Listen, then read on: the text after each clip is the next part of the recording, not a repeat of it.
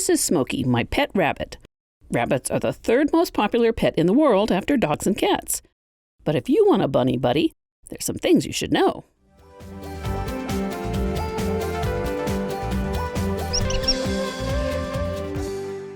I think I want to get a rabbit for a pet. We don't know anything about rabbits.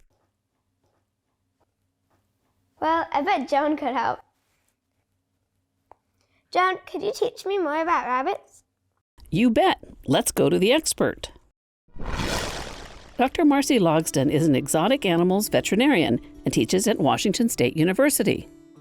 So a lot of the things that people think about with rabbits are things that are relatively unique to rabbits. So of course the big thing is the really big ears. Rabbits have very, very good hearing, and part of that is as a predator escape mechanism. They want to be able to hear if anything is coming up on them.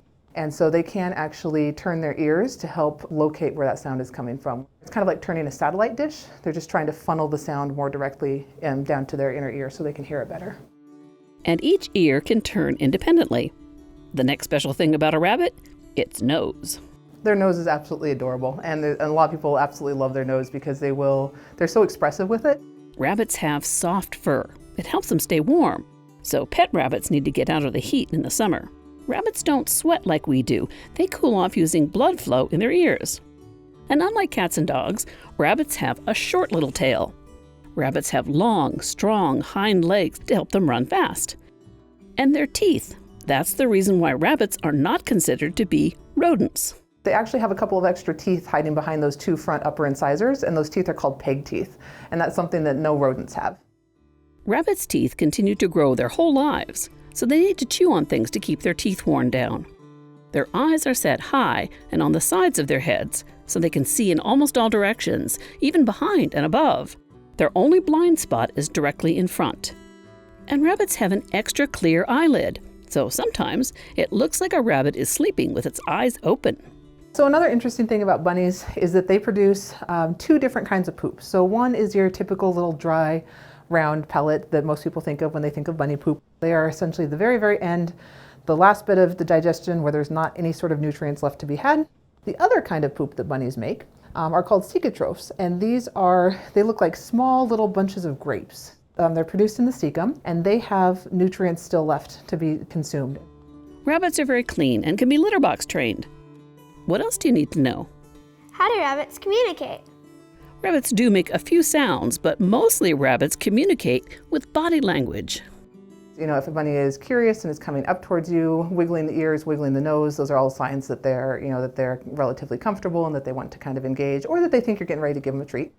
Tense body language is going to be a sign that a rabbit is a little bit more concerned or upset, as opposed to, you kind of picture your bunny when they flop out on their side and they're all super relaxed.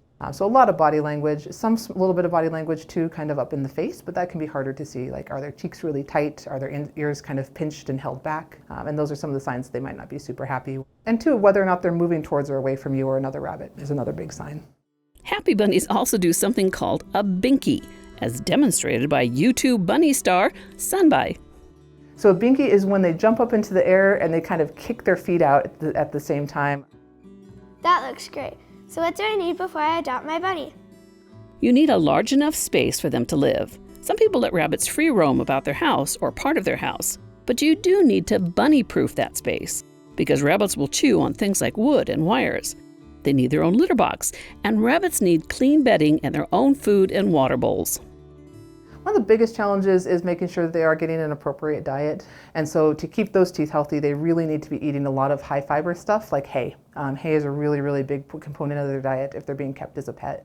Rabbits need their nails trimmed periodically and should be spayed or neutered. Rabbits need company, so you should plan to spend some time with your bunny each day. But rabbits don't like to be picked up. Instead, they like to come to you for a head scratch and an ear rub.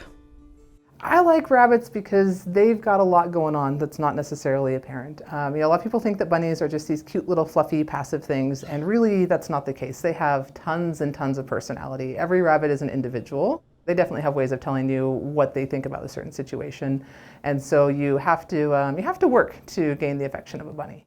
Okay, I think I know what I need to have in order to adopt a pet bunny.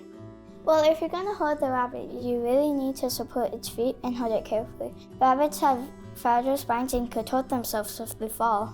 How did you know that? I was listening to the Science Trek podcast. Duh. If you want to learn more, head to the Science Trek website. You'll find facts, links, games, material for educators and parents, and much more. You'll find it all at sciencetrek.org.